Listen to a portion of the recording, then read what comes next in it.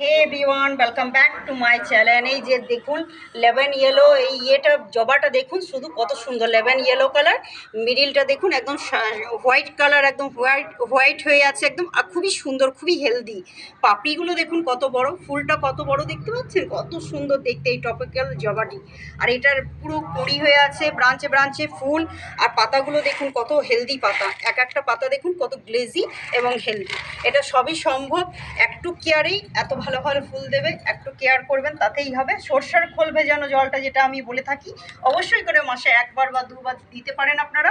আর এই সময়তে শীত পড়ছে, তাহলে গোবর সার তো দিতেই হবে, বা ঘুটে ভেজানো জলটা আপনারা জাস্ট এটাতে দেবেন। আর কিছু সেরকম দরকার নেই। ডিএপি দানা দিতে পারলে আরও ভালো, বেটার।